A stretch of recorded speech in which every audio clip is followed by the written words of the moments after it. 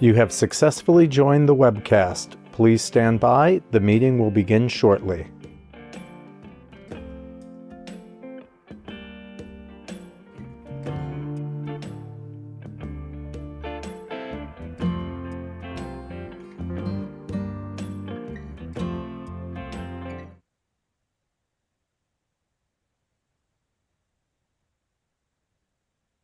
Good afternoon. I'm Edwin Lee, and before I call this meeting to order, I will note for the record that I'm the designee for the Department of Economic Development, Commissioner Hope Knight, and will serve as the acting chair of today's meeting. I now call to order the meeting of the members of the New York Job Development Authority for Monday, June 24, 2024. Before we begin with business of today's meeting, I'd like to take this opportunity to welcome two new members to the board and to today's meeting, Calvin Corridors and Javier Sabata. We're all looking forward to you joining the work of JDA and serving as members. Likewise, thank you. I'd like to note for the record that this meeting is being webcast. I will also note for the record that the public was given the opportunity to comment on the agenda by submitting their written comments by 4:30 p.m. on Friday. I'd like to further state for the record that no comments were received from the public concerning today's agenda. The members have received the written materials in advance of this meeting and are free to ask questions at any time during the presentations. I will now ask the members whether anyone has any potential conflict of interest with respect to any items on the agenda. If so, I will ask you to please make an appropriate disclosure on the record at this time. We will be sure to remind you to recuse yourself from any discussion or vote with regard to any such item or items. Hearing none, the first item on today's agenda is the approval of the minutes of the April 9th, 2024 members meeting. Are there any questions, comments, additions, or deletions? If not, I will entertain a motion.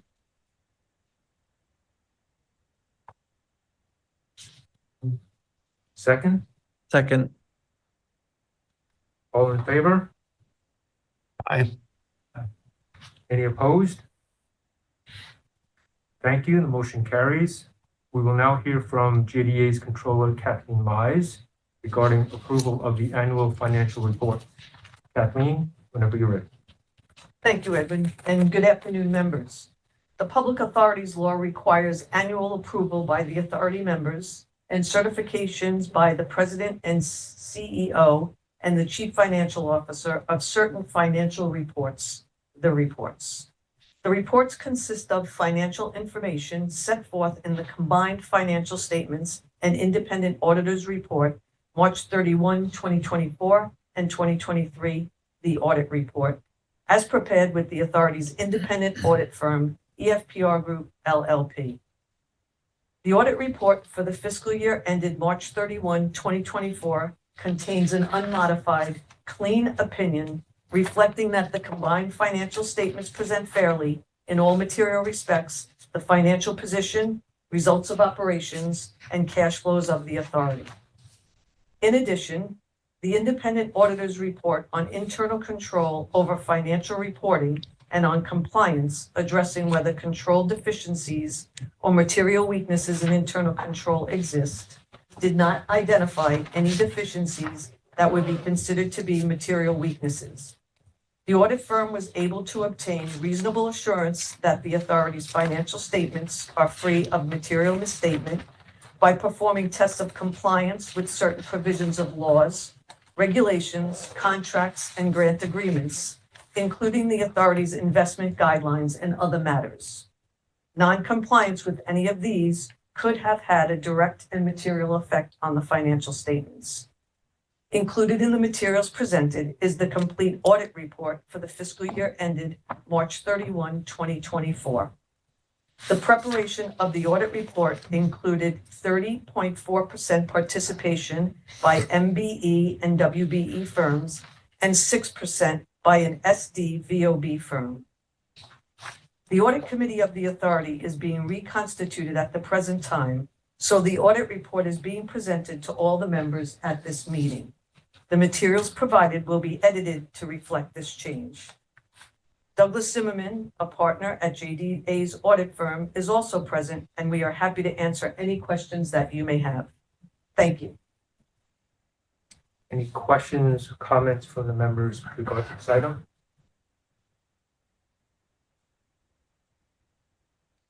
As noted earlier, we do not have any comments from the public with regard to this item. I will now entertain a motion for approval. So moved. Second? Second. All in favor? Aye. Any opposed? Thank you. The motion carries. I will now call on Ray Salvarios to present our next item, which relates to the re-examination of JDA's mission statement and related performance measurements and the acceptance of the performance measurement report for the 2023-2024 fiscal year. Ray, when you're ready. Thank you, Evan. Good afternoon, everyone. The mission statement for the Job Development Authority. The New York Job Development Authority spurs job growth and capital investment in New York State by using the authority granted to it and by leveraging New York State guaranteed bonds to support low-interest loans to manufacturers and other targeted industries throughout New York State. The performance measurements are as follows: annual number of transactions closed, aggregate value of bonds issued, number of jobs retained and created with each investment transaction, amount of private capital investment leverage, the number of private capital investment leverage, the number of transactions delinquent, the number of transactions default, and the number of transactions approved by the authority during the reporting period. During the fiscal year 23-24, the authority continued its efforts to expand the authority's loan portfolio and increase awareness of the authority's products in the lending and business communities throughout New York State. During this period, no new loans were approved. Please note that staff made significant efforts to identify and analyze transactions that for various reasons staff determined were not eligible for presentation to the members. 6 new projects totaling $817,601 were approved as part of the aggregate $10 million that would establish the JDA Agriculture Loan Program back in 2016. It is anticipated that the 6 JDA agriculture projects will leverage $305,901 in private capital while retaining 12 jobs and creating an additional 4 jobs. The JDA Agriculture Loan Program is created in order to make loans to lenders, which will in turn provide financing to businesses that serve the agriculture industry that will otherwise face difficulties in obtaining capital at a reasonable cost for establishing or expanding their enterprises and businesses. In fiscal year 2023, no JDA loans went into default. The authority issued no bonds during the reporting period. I'd like to add, historically, for the JDA Agriculture Fund, to this date, over $5 million in JDA Ag funds have leveraged $37.8 million in private capital, for a total of $42.9 million in the form of 50 projects to help small agricultural businesses throughout the state. In that time period, 297 new jobs were created with these projects. The members are requested to confirm their re-examination of the mission statement and related performance measurements and to accept the fiscal year 2023-2024 performance measurements report in accordance with the Public Authorities Law. Based on the foregoing, I recommend approval. I can't recommend approval, but that goes for the board to do. Sorry. Thank you, Ray. Any questions or comments from the members with regard to this item? As noted earlier, we do not have any comments from the public with regard to this item. I will now entertain a motion for approval. Second.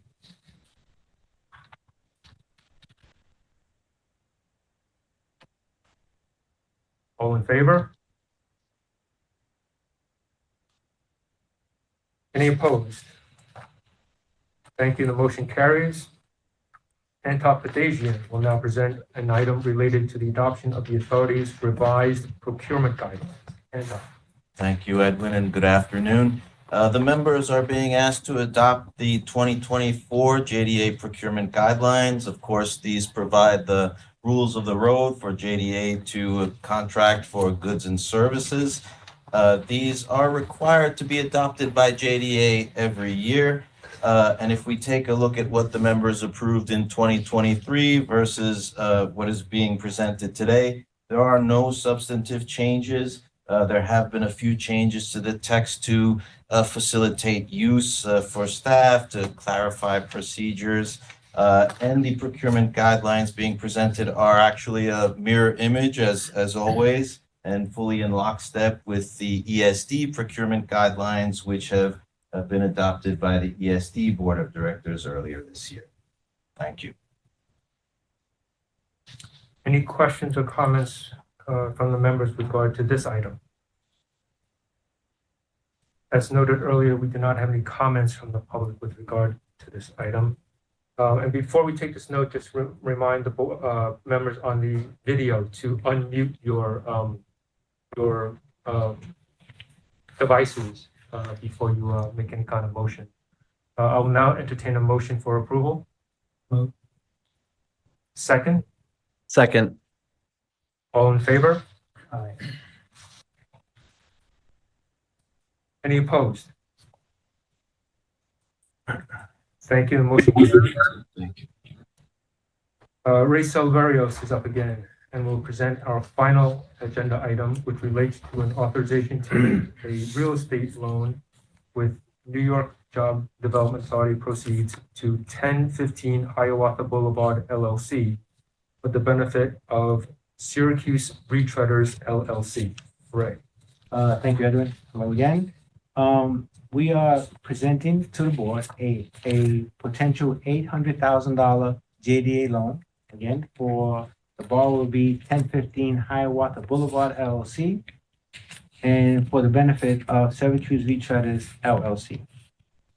A second lien on the real estate at 110105 Wolf Street and 204 and 210 6 North Street in Syracuse, New York, will be the primary lien on this property. They will have a second position lien on this property. The expectation is the property has to appraise for at least $2 million. So, happy to note that the property appraised at $2,250,000. So the property appraised sufficient for us to move forward with the project. The guarantors of the loan will be the repayment of JD loan shall be guaranteed joint and severally by Syracuse Retreaders LLC, Industrial Tires of Central New York LLC, and Dennis G. Brodette personal guarantee. Industrial Tire of Central New York LLC, an affiliate of the operating company, was founded in Syracuse, New York in 2002 when owner Dennis Brodette left University Joint Sales, his family's truck and trailer parts business, which was also located in Syracuse. Dennis was able to leverage existing relationships from his experience at Universal Joint Sales to establish his wholesale tire business. Over the years, the business grew steadily, and Dennis was able to purchase the property in and around the lot where his operations were based. This is how 1015 Hiawatha Boulevard LLC was established. In 2015, Dennis took advantage of an opportunity to expand his tire business into the retreading market with Syracuse Retreaders LLC. That same year, Goodyear Tire and Rubber Company signed this new business to be an exclusive Goodyear authorized retreader. Given Goodyear's large market share, this relationship opened the door to contracts accounts, including those related to New York State government activities such as the DOT and the Thruway Authority. In 2022, Dennis reorganized all these entities under a single S Corp, the operating company. Under this single umbrella, Syracuse Retreader has grown to employ more than 25 employees and has a combined revenue of approximately $10 million per year. Merging the affiliated companies has provided significant efficiencies for the operating company, and the business is now a one-stop shop for commercial tire needs. With this, Syracuse Retreader is uniquely positioned, and the company is able to serve a wide range of customers all over New York State, as previously mentioned, including the Department of Transportation and Department of Thruway Services. Following the completion of the new facility, Syracuse Retreader intends to launch a second manufacturing shift, which will integrate 8 to 10 new employees. Production capacity will nearly double, rising to approximately 160 retreads daily. This additional shift is a calculated effort to meet the surging demand for Goodyear retreads in the region. It's to note that demand for commercial tire services within Syracuse has been rising, not least because of the much anticipated construction of the new Micron semiconductor facility located in nearby Clay, New York. Construction at the facility and the anticipated increase in commercial trucking from operations will certainly raise regional and local transportation. This development is one of the developments that led Dennis to continue with this project. At present, the operating company has a 10-year contract with Goodyear, with 8 years remaining. The operating company is audited by Goodyear every year, and to this date has only ever received positive feedback from Goodyear. The relationship between Goodyear and the company is solid and mutually beneficial. With that, in conclusion, based on the 1A plus rating, Syracuse Retread's cash flow from operation will be able to service the debt going forward, with a projected debt service coverage ratio that meets JDA's minimal standard of 1.20. This score of 1A plus indicates that default risk based on the company's performance over the 3-year historical period is low. Sales have been consistent and cash flow projections indicate that the efficiencies and expanded capacity provided by this project will ensure that the company will continue to be able to service the debt going forward. JDA will have a second loan position on the real estate collateral held by 1015 Hiawatha Boulevard and will receive an assignment of leases and rents from the borrower. JDA will also require guarantees from Dennis Baudet, Syracuse Retreaders LLC, and Industrial Tire of Central New York. Thus, there will be sufficient security for JDA to be completely collateralized. Also, in addition, staff utilized the link deposit program and offered the link deposit program to the borrower. And utilizing link deposit, we were able to lower that borrower's rate from their bank by 2 basis points. With this project, Syracuse Retreaders expects to retain 27 existing employees and create at least 12 new full-time permanent jobs within 5 years. Thank you, and that concludes my presentation. Thanks, Ray. Any questions or comments from the members with regard to this item? As noted earlier, we do not have any comments from the public. I will now entertain a motion for approval. Motion. Second.